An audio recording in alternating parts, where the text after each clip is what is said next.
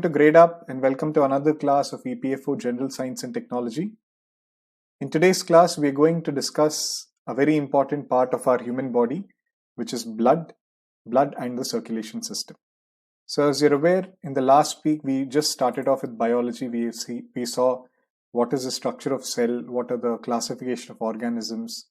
So in today's class and from today on, we'll begin the more deep discussion of the human body, because we are human beings, and that is why all the competitive examinations focus on the human body, human anatomy, what are the parts of the human body, what are the different systems.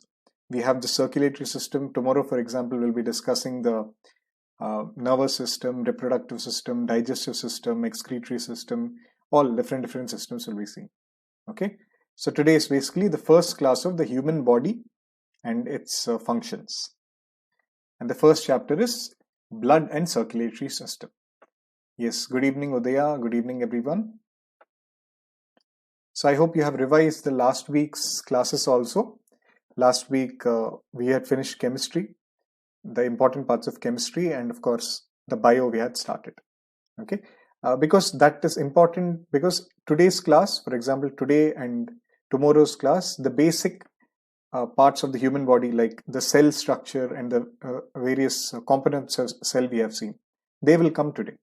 Like today we shall see blood cells, we shall see the parts of the blood, we shall see what is plasma, what are the formed elements, all of those would come. So it's all a continuing class. Okay. Yes, good evening Nida Ansari. So let's begin today's class. So what do you understand by circulatory system? It is the basic mechanism in which there is the flow and exchange of nutrients, gases, waste materials, and other essential elements inside the animals. For example, in our human body, we have, we shall see tomorrow in the respiratory system, for example, we have oxygen which goes in the blood and which has to be given to all the cells. For example, I told you in the cells, do you remember cells when we discussed cell and cell diffusion? The blood cells come near the cell. The blood cells, they have the oxygen in the hemoglobin, and this is your cell, this is the nucleus. So as the carbon dioxide, it increases inside the cell and the oxygen is there outside, the carbon dioxide gets out and the oxygen goes in. So this oxygen, how is it being transported? It is being transported through blood. Okay, so in that way, these essential gases, the waste materials in your body, the nutrients, all of them, they flow and they exchange by these sort of circulatory system. And the main parts of circulatory system are your blood vessels, heart, lymph, and so on. Okay, so generally people study only these three, but we also have the lymph. Lymph vessels are there in different parts of the body, we shall see. So that also is part of the circulatory system. There can be a direct question, which of the following are parts of the circulatory system? Everyone knows blood and blood vessels, heart is there, but lymph also is the answer. Please remember that. So what is blood? Blood is a body fluid in humans and other animals which deliver the necessary substances, nutrients, oxygen, waste products it takes away, all that we have seen. It is a special connective tissue. It is red in color and the pH is 7.4. This we discussed even in acids, bases and salts. Can somebody tell me what is the full form of pH?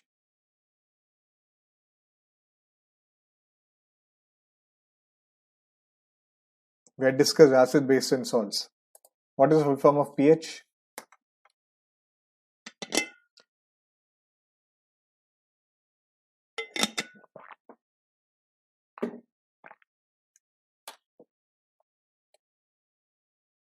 Yes, very good Udaya. Power of hydrogen ion. Okay, very good. But actually the real sort of full form is potens of hydrogen. If you remember, it's a German word. Potens of hydrogen. But potens is basically potential, so we can also write as power of hydrogen. And our human body, adult's human body, like your body, my body, all of our bodies, we have 5 to 6 liters of blood in our body. Okay. Now let us come to the components of blood. We have two components broadly. One is the plasma, one is the blood corpuscles. These are also called as formed elements. In the MBBS books and all, you'll see formed elements being written. Okay, these are your blood corpuscles. They are hematopoietic cells. They are also called as hematopoietic.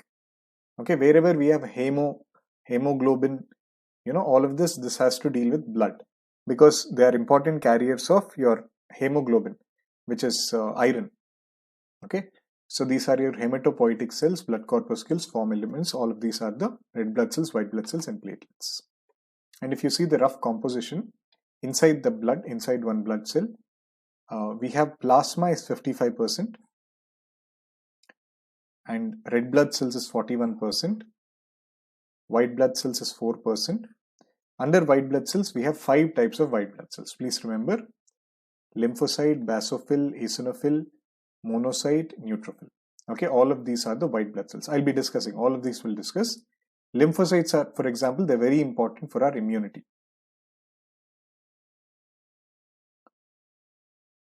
Okay, even monocytes help in the immunity, but lymphocytes is a major thing with the immunity. And on a small percentage, we also have platelets.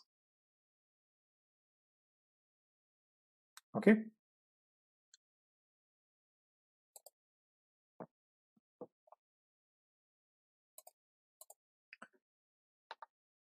So plasma is 55%, platelets and your red blood cells 4%, red blood cells are 41%. And inside plasma, we have 90 to 92% water and 8 to 10% of your glucose, urine, uric acid, your ammonia, fats, hormones, proteins, all of this, they're there. Inside the plasma, I'm talking inside the plasma. Right? So blood is a connective tissue, all this we have seen. Plasma is 55%, remaining 45% of the blood cells. Average there is 5 liters in adult of 70 kgs. Okay, same thing, repetitive here. Plasma also we have seen, it has water and plasma proteins, inorganic constituents ये सब है, and the respiratory gases are dissolved. So we have 4 different types of plasmas. These are important. They are your albumin, then globulin, prothrombin, and fibrinogen.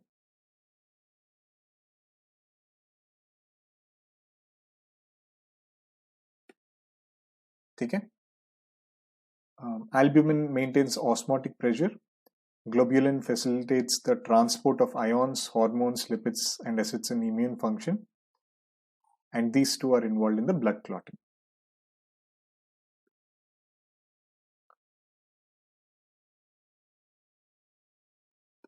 Okay. Albumin, you remember, it's A, right? A sound hai. So it's dealing with the osmotic pressure. O.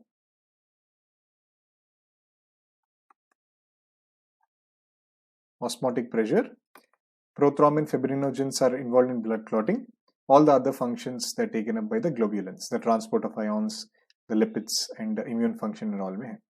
Prothrombin, for example, it's very important for the clotting factor. For example, whenever you get a hurt, when you get a wound and the blood starts oozing out, then there is a sort of blood clotting which has to be done, or else the blood which is there, it goes out.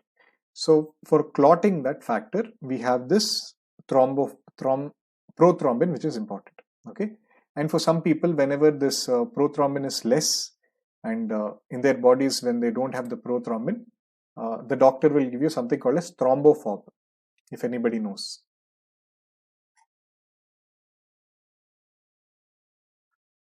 Thrombophоб gel he'll give you. That basically has your prothrombin. Artificial prothrombin is there, so it will clot the blood. If your body it doesn't produce, we also get the thrombophоб gel or ointment. Okay.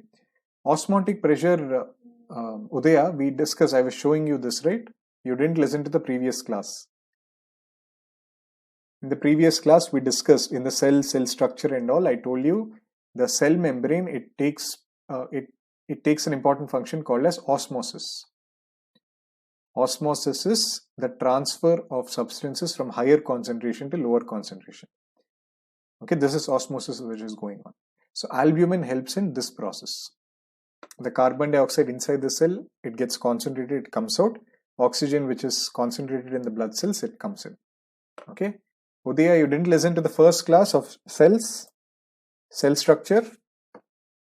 I told you any backlog classes, please watch. Fine. So our AFGP, okay, AGPF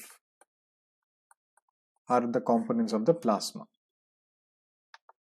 Next, we have the formed elements or the blood cells, like your red blood cells, which are corpuscles, erythrocytes, white blood cells, which are called leukocytes, and the platelets. All of these are the formed elements. And if we see the number, how much is present per microliter, there are around your 42 lakh red blood cells, 42 lakh to 65 lakh red blood cells per microliter. Then your white blood cells, and last is your platelets. Okay, among the white blood cells I have shown you, we have different in the previous slide also I showed you, we have the neutrophil, eosinophil and basophil, and the monocytes and lymphocytes. Now these, the Ben, I remember as Ben, basophil, eosinophil, neutrophil, Ben is granulocytes. Okay, they're called as it's written here, right? These are your granulocytes. And the other ones, your LM, are your agranulocytes. Okay, for example, granulocytes, you have Ben 10. Your children who are there, they play with the Ben 10 comics. So children are like small. So you can remember children and you can link them with granules, which basically small particles. So Ben are your granules. Okay, basophils, eosinophils, eosinophils, and the neutrophils. And the monocytes and lymphocytes, they are the agranulocytes. They don't have this sort of granules on them. They have the plain structures. And lymphocytes, as I told you, they're most important for immunity. Okay, we have the B cells, T cells, different part, I'll tell you. Fine, agranulocytes here, lymphocytes, monocytes. Then granulocytes, you have the Ben.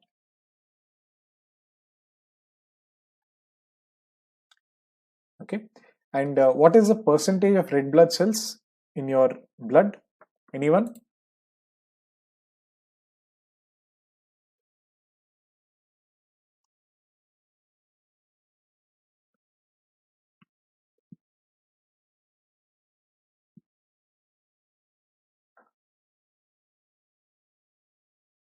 Abhi, I thought you just, yes, very good there. 41%.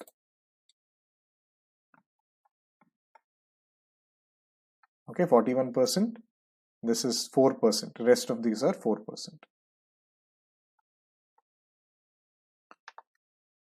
Just try to answer this question. Which of the following metal is responsible for blood clotting?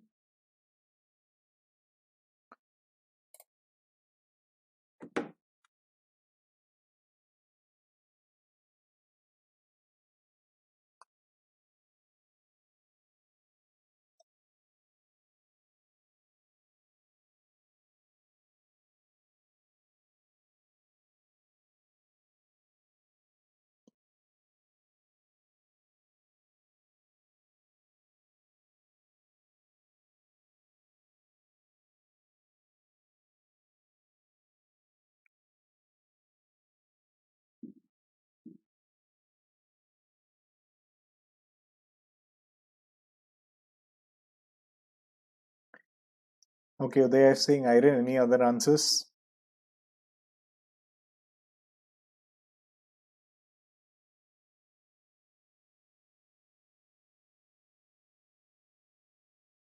Anyone else?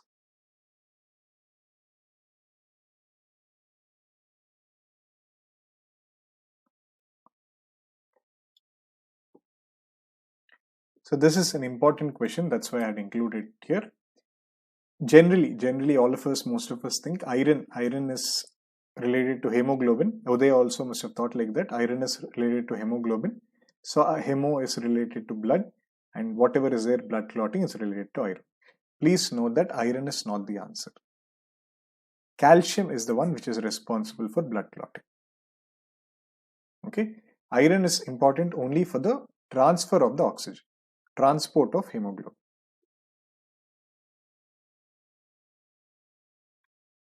Okay, calcium is the one which is responsible for clotting. For example, in the blood banks, in the blood banks, when they collect blood, the calcium is added as a ligating agent for the clotting factor. Fine. So please remember, calcium is the one which is related to clotting. Now let us see each cell one by one. The first one is the red blood cells. They are called as erythrocytes. They have a biconcave cell structure. They are red in color due to hemoglobin. Nucleus is absent. They are sourced from the bone marrow. Their lifespan is 120 days. Every 120 days, new red blood cells are formed. And they die in the spleen. Okay. And the exchange of gases between tissue and blood is conducted by the red blood cell. Simple ones. This is the biconcave. You remember when we discussed the concave and convex mirrors? Concave is the one which is like a cave. So the biconcave cell structure they have, erythrocytes. Next we have white blood cells. They are also called as leukocytes. They are colorless because they don't have hemoglobin. They have nucleus in their cell. They are born in bone marrow and lymphatic nodes, and they are the defensive shield of the body. They have a lifespan of 2 to 5 days. So every 2 to 5 days, new and new leukocytes they are produced. And the different types of leukocytes we saw: Ben granulocytes and the LM, which are agranulocytes. And the last we have are the platelets. They are also called as thrombocytes. They are cloudy yellow in color. So one is red, one is white. This is a bit yellowish in color. Your thrombocytes. And the nucleus is absent. Only the leukocyte is the one which has a nucleus. They are also born in the bone marrow. They are produced from megakaryocytes of the bone marrow. And their lifetime is 10 to 15 days. They are important for coagulation of the blood. Okay, the thrombocytes. And all these cells, they are derived from the pluripotent hematopoietic stem cells. In the embryo, okay, at the embryonic level, if you see, they are produced from the hematopoietic stem cells. And all the stem cells have the capacity to produce the RBC, WBC and the platelets. What are these called? RBC, WBC and platelets?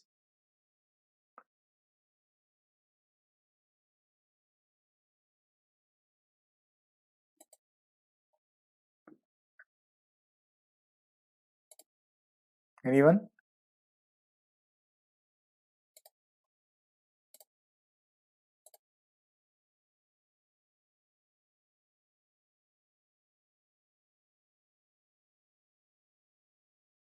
One second, the slides.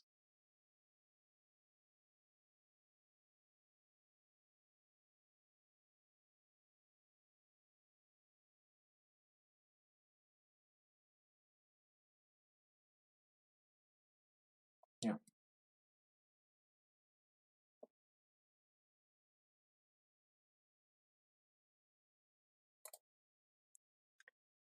Yes, very good, Udaya. They are the blood corpuscles. I was thinking that you would say formed elements. Formed elements is a better word.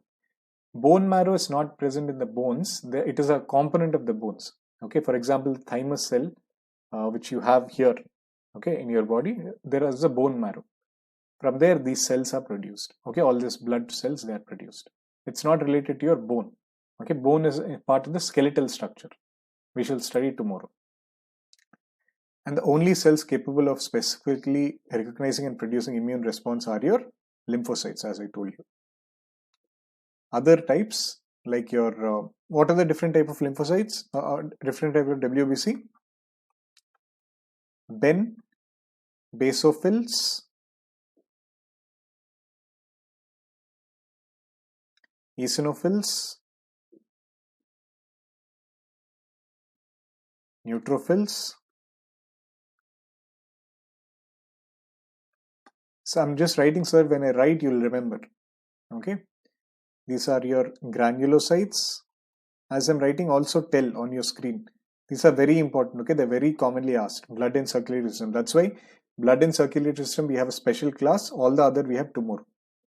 So every word I'm telling today is important. especially after the COVID-19 and the immunity. After all this is a very important chapter. Lymphocytes and your monocytes. So the lymphocytes are the ones which produce this immune response. All the other ones, they're important for a non-specific immune response, antigen presentation, and cytokine production. Okay, I'll tell you what are antigens, antibodies. We'll get them. Okay, now we'll get them. So lymphocytes, they're 20 to 30% of the white blood cells. There are two types of lymphocytes. One is the B lymphocytes and the T lymphocytes, and they are also produced in the bone marrow. And B lymphocytes stay in the bone marrow until they mature. That's why they're called as B lymphocytes. Okay, B for bone marrow. Then they circulate all around the body. Some also remain in the blood. Some accumulate in the lymph nodes and the spleen. The T lymphocytes are also produced in the bone marrow, but they mature in the thymus gland. So that's why T for thymus. And once they mature, the cells accumulate in the same areas as a B cell. So they accumulate in the lymph nodes and the spleen. So these B and T cells, they are important for your immune response. For example, if we have a virus, say COVID-19. COVID-19 has an antigen on its surface. So when the COVID-19 it comes to your body produces the antibodies. Okay, and this B and T cells, they are the type of lymphocytes. They help in the production of this antibodies. And apart from these cells, your neutrophils, monocytes, they also destroy the foreign cells by a phagocytosis. So the neutrophils and monocytes which we have, right? These are also important for saving your body, for defending your body. They do something called as phagocytosis. So when there is that COVID-19 virus or with an antigen on surface, this monocytes, they engulf that virus completely. Okay, they engulf that virus and they destroy the virus. This is called as phagocytosis. For example, we also saw amoeba. Amoeba also with its pseudopoda, it was doing this phagocytosis. So that engulfing is called as phagocytosis. So what are antigens and antibodies? Antigens are large complex molecular substance which can induce a detectable immune response. So they are specific to an antibody or a T cell receptor. They are also called as immunogens. So they are generating the immunity in your body. Okay, antigen basically means they are the generators of immunity. Immunogen. As I told you, the antigen is the one which is there on that virus and your body produces the antibodies. Okay, and they are generally proteins, but they can be lipids, carbohydrates, nucleic acids, and so on. Even your pollen and spores which are there from the plants, they are also antigens, because once they come to the body, your body will give an immune response. So they are the generator of that immune response. And similarly, we have the antibodies. They are the immunoglobulin proteins. Yes, so they will do a class on COVID-19. I think day after tomorrow we have human diseases. I'll make sure that we'll comprehensively cover COVID-19. Okay, don't worry. But for that, to understand COVID-19, you have to understand all this, antibodies, antigens, and all. So please listen carefully. So the antibodies, they're immunoglobulin. Okay, protein. There are actually different type of immunoglobulin. We have the G immunoglobulin, A immunoglobulin, M immunoglobulin, E immunoglobulin, D immunoglobulin. Okay, different types of antibodies are there. They are the ones which are produced by your body. Okay, when the pathogens enter our body, the B lymphocytes, they produce an army of proteins called as antibodies. So when an antigen is there, antibodies produce, as simple as that. There are different five types. Your G, M, A, D, and E. Okay, there are different types of antibodies. Don't worry, don't think what does G do, what does A do, what does M do. That much MBBS level we don't need. Actually, generally, in the COVID-19 tests and all, when they conduct the antibody test in your body, they try to see this G and M. Okay, these two, if they are produced against the COVID-19, they see GM antibodies. Okay, please remember antibodies, naam mein hi body hai, so it's produced by your body. Okay, try to answer this question.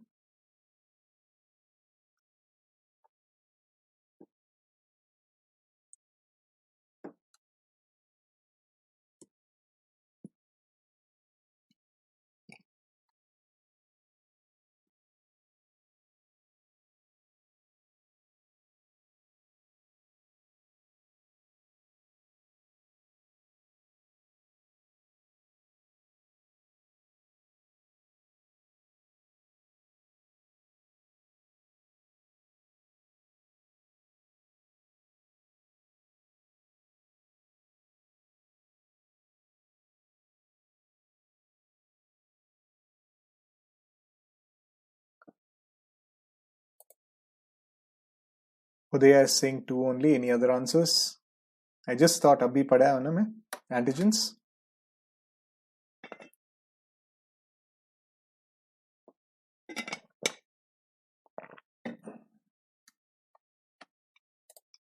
Okay, 2 only is correct. Antigens constitute of proteins and lipids only? No.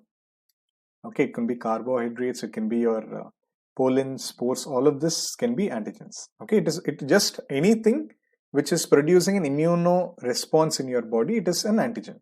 Okay, it is given an immunogen, it is an antigen. And antibodies produced by the B cells of immune system, yes, correct. Okay, the B cells, what are these? They are a type of lymphocytes.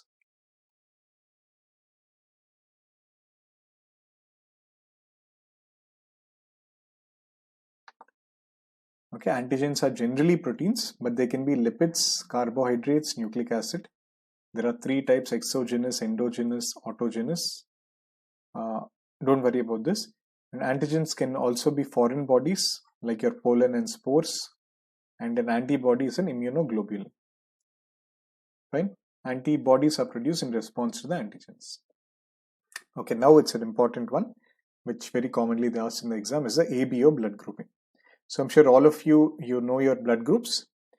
You have A positive or B positive or O positive or AB positive or all these negative. You can have all those type of blood groups. They were first of all discovered by Landsteiner in 1900. There are mainly 2 types of blood groups. The ABO and RH are the most commonly ones used all over the world. So depending on presence or absence of the surface antigens of RBCs, there are 4 types of blood groups. So on your RBC, if there's an RBC cell, on the surface of RBC, they have an antigen. Okay, based on this antigen, it can be A, it can be B, it can be AB, it can be O. I mean, these are not type of the antigens. Based on, I'll tell you, actually I shouldn't have written like this. We have the RBC, we have antigens, we have a diagram actually, I'll just show you this. See, for example, if you have a type A blood group, okay, on the surface of your RBC, the antigen A is present. And on the surface of your RBC, if you have the B antigens, then you have type B. If you have on your RBC both A and B, you have both antigen A and antigen B, then it is type AB. And if you don't have any antigens on your red blood cells, it's a type O. Okay, so it's all dependent on what antigen is there on the surface of your RBC. Okay, and in our body, the plasma has the natural antibodies in them. Okay, the surface antigens are called agglutinogens. So see, all this agglutinogens, all of these are the same thing. Either you call them antigen, you call them immunogen, you call them agglutinogen. All of this, kahi pe bhi gen ho, please think that is antigen. Okay, because in the question they might ask you, instead of asking antigen, they might say agglutinogen. They might say you immunogen. So please understand they're talking about antigen itself. And the antibodies acting on the antigen A is called the anti-A, and the antibody acting on the antigen B is called the anti-B. Okay, these are your antibodies which are there in the plasma of your cell.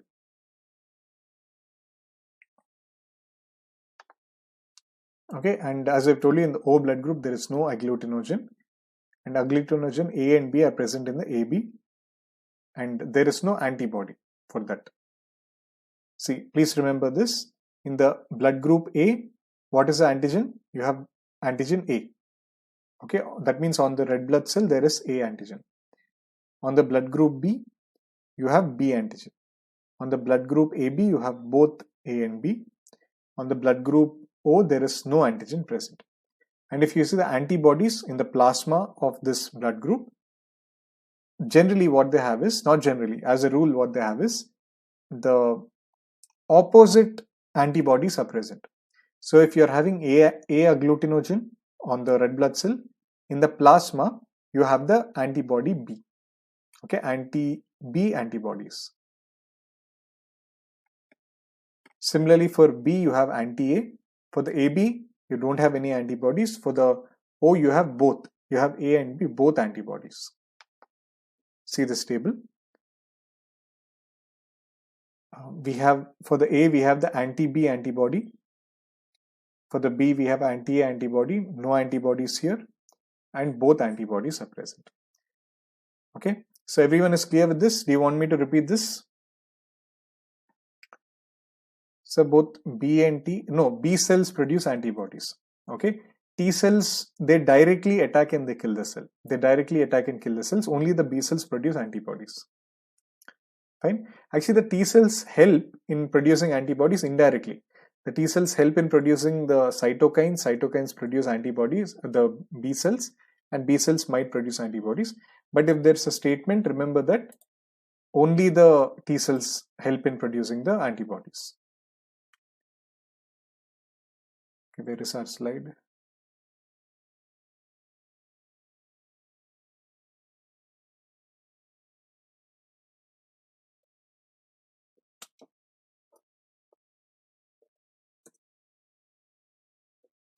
Yeah.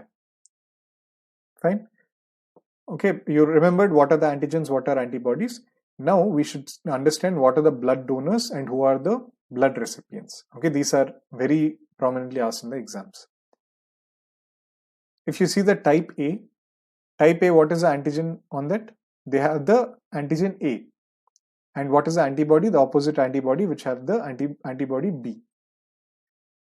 So can you take a type B and give it to a type A person?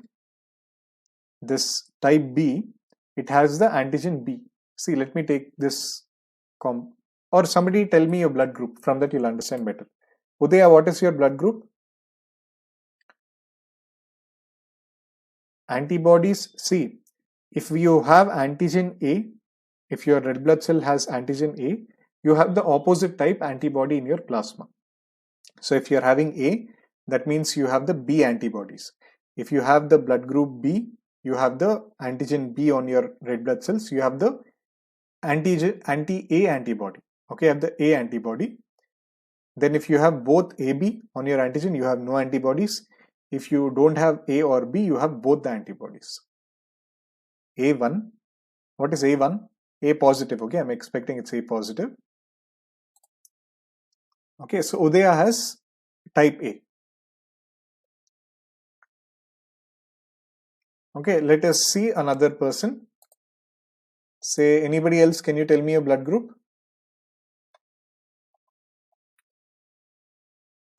Nida is there. Nida, she has her blood group B. Okay, so if Nida's blood group I'm taking, this is Nida, this is Udaya. So on Nida's red blood cells, there are antigen B. Okay, the B antigens are present. So when you transfuse this blood group to Udaya, what are the antibodies which are produced? The anti-B antibodies are the ones. Udaya has anti-B antibodies. Okay, these are anti-B.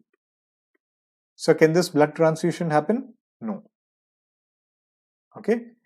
But if Nida has the blood group A, if she has a blood group A,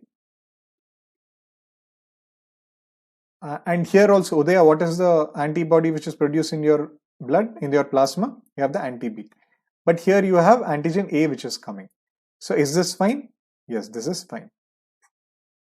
Okay, because the antibodies are the ones which will kill the antigen. But here you have an anti-B antibody, and here there is an antigen A. So there is no problem. So Udaya can take blood from either A or O. Even if you see O, consider O. Imagine this is some other person, say Ram. Okay, he has this antigen O on it. O on his red blood cells. That means there is no A, no B. So when I give this blood to Udaya, she has this antibodies in her plasma. These are the anti-B antibodies. So since there is no antigen A, no antigen B, there is no problem at all. So this transfusion can happen. Okay, that is why O is called the universal donor. So that means they can give blood to anyone because they don't have any antigens on their surface. Any antibody cannot affect it because antigen hai nahi. So even if you have an anti-B antibody, if you have an anti-A antibody, it won't affect that O. So there won't be any coagulation of blood. And similarly, AB is called as universal recipient because they don't have antibodies. This is another person, Shyam. He has AB blood group. So if I give the AA blood group, Shyam has no antibodies. Okay, there is no antibodies in his red blood cells, in his plasma. So there are no antibodies. So even if you have A, even if you have B, if you have AB, if you have O, okay, whatever you have, whatever antigen you have, there is no antibodies present itself. So there is no coagulation possible. So AB is called as a universal recipient. So he can have any type of blood. Is this clear? So antigen A means antibody, the antigen A means it has anti-B antibody. Antigen B means it has anti-A antibody. Antigen AB, antigen AB means no antibodies. Antigen O means both A and B antibodies. Okay, this clarity is very important.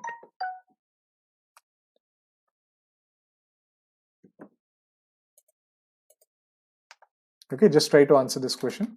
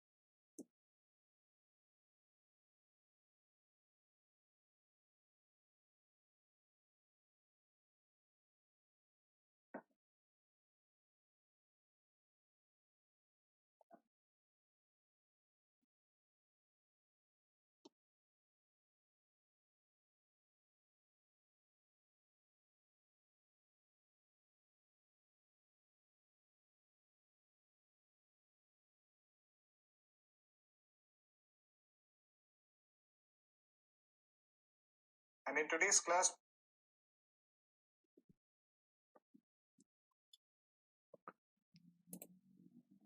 anyone?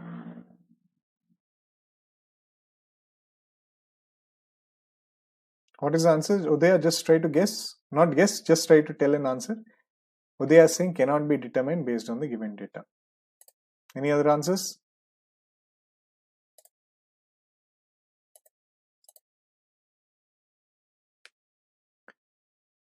Okay, let us try to solve it.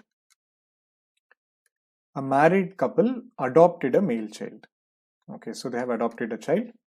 A few years later, twin boys were born to them. The blood group of the couple is AB and O negative. AB positive and O negative. Achha, this positive and negative, what is this? This is related to the Rh factor. So all of us, we have something called as D antigen in our blood. So if you have D antigen, you are Rh positive. If you don't have the D antigen, you have the Rh negative. Okay, so the blood group of couple is AB positive and O negative. AB positive and O negative. Blood group of three sons is A positive, B positive and O positive. So what is the blood group of the adopted son, they're asking. So if the father is AB and the mother is O, what are the combinations which are possible for this? The son can be, or the child can be AO, child can be BO. Okay, here there are no antibodies. Okay. And same thing, AO and BO they can have.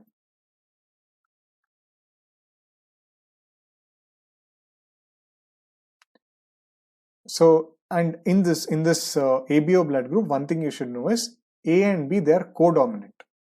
So that means if you have AO, what is shown, the phenotype which you have is A itself. So AO basically means A. Because A and B, they are co-dominant, that means A is dominant over O. So basically this is A and B. So from this couple, they can have the children, their children can have the blood groups of only A and B. Here they are saying blood group of three sons is A, B and O. So what would be the adopted son blood group? It should be O positive. Okay. Because the child who is there, he can get only A or B. The blood group of parents are A, B and O.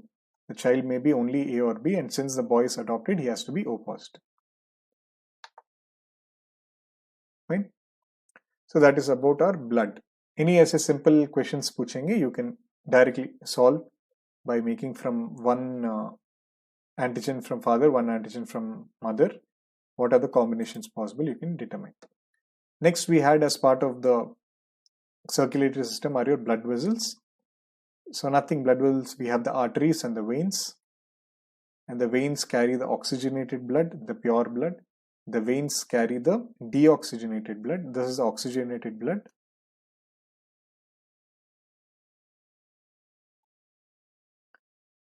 From your heart to different parts of the body. And the veins carry the deoxygenated blood.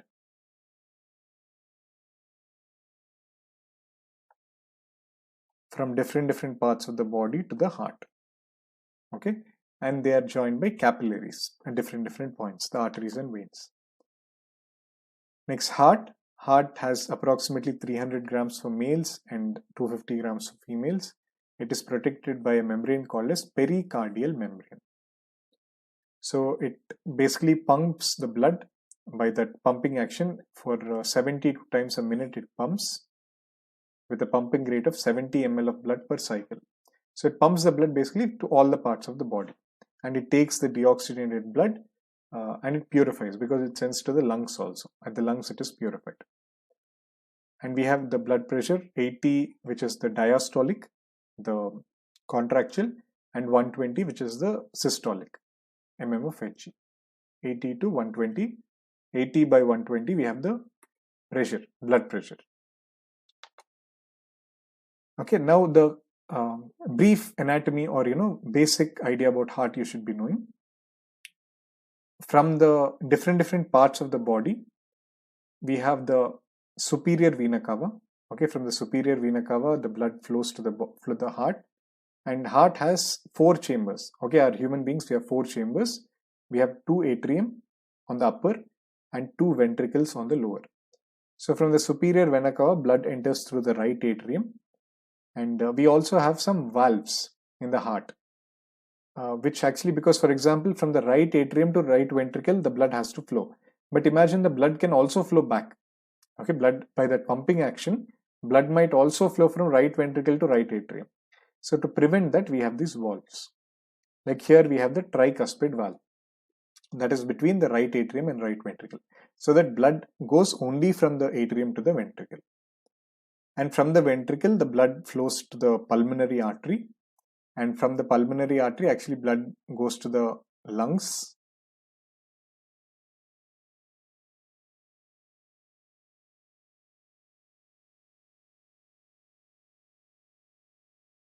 Okay, blood goes to the lungs, and pulmonary artery is the only artery which is carrying deoxygenated blood.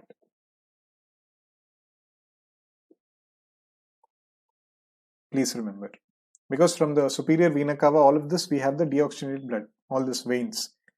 Whenever there is artery, I have shown you here, artery is carrying you oxygenated blood, except pulmonary artery. The pulmonary artery carries deoxygenated blood. And from the lungs, what happens? From the lungs, the oxygenated blood, it goes to the veins, pulmonary veins.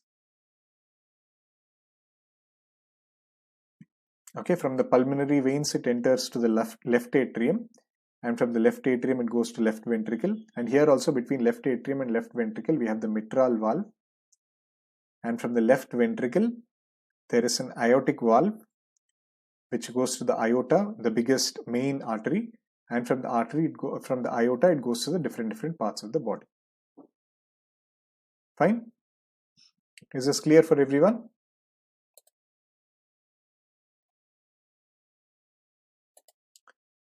Okay.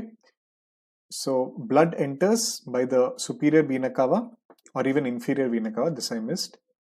Blood enters through superior vena cava or inferior vena cava. It goes to the right atrium. From the right atrium, it goes to right ventricle. From right ventricle, it goes to pulmonary artery. From pulmonary artery, it goes to lungs. In the lungs, it gets purified. And from lungs, it comes to the pulmonary vein. Pulmonary vein is the one which carries oxygenated blood. So all your veins carry deoxygenated blood except pulmonary veins. Okay, it comes to the pulmonary veins. From pulmonary veins, left atrium, left ventricle. From left ventricle, it goes to the aorta. And three valves we have. We have the four valves we have. We have the tricuspid valve, the pulmonary valve, the mitral valve, and the aortic valve. Okay, in terms of order, you can remember T, P, M, A. Okay, TPMA is the order of the valves. First tricuspid, next your pulmonary valve, and from the pulmonary vein, when it's coming to the left atrium, from left atrium to right, from left atrium to the left ventricle, we have the mitral valve, and lastly you have the aortic valve. Okay, this diagram is very important. Please take a screenshot. This is there in your notes. I think if you don't have any notes, this diagram is very important. It can be asked. All this, what are the vena cava, your pulmonary veins, pulmonary arteries, very important. Okay, answer this question. Which of the following blood vessel carries oxygenated blood in it?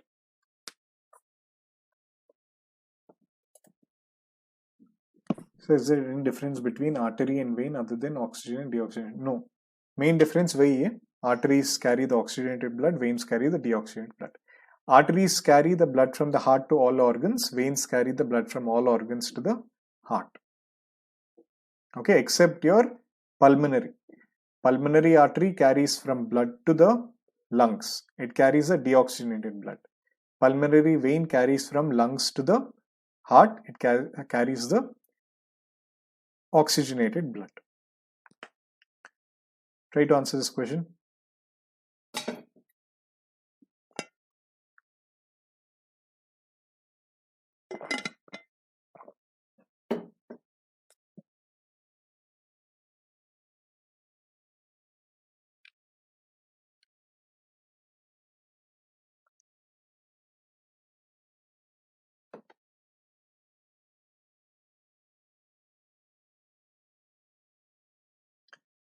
Yes, very good, Udaya. Pulmonary vein. pulmonary vein is the only one which is carrying the oxygenated blood. This one. Okay, it comes from the lungs, it goes to the pulmonary veins. Superior vena cava, it comes from all the parts of the body. Inferior vena cava also comes from all parts of the body. Then your pulmonary artery also carries the oxygenated blood. Sorry, the deoxygenated blood, pulmonary artery. Pulmonary vein is the only one which carries oxygenated blood. So I'm happy you listen to it carefully. Okay, so no doubts are there. And the last sort of connective tissues or the circulatory system are the lymph. So it is a tissue fluid present in the lymphatic system. It is colorless. It has the same mineral distribution of the plasma. Okay, plasma, whatever we discussed, lymph also has the same thing. It is stored in lymphatic system in different parts of your body. It is a lymphatic system. It carries nutrients, oxygen, and tissues. It also carries the hormones, nutrients, and the lymphocytes. It helps in the absorption of fats and maintains the volume of the blood. Lymph, I think we had a diagram. Let me just show you the diagram.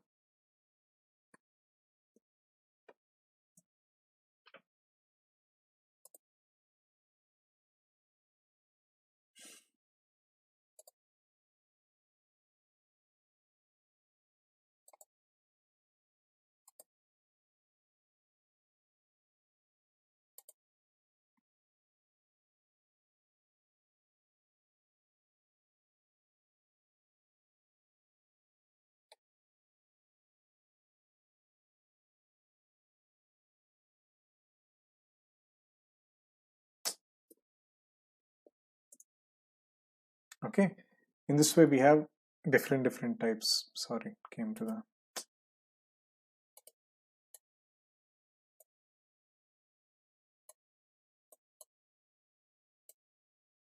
okay, we have different type of such lymph vessels in our body. We have the lymph nodes in the neck. We have the thymus here near the heart.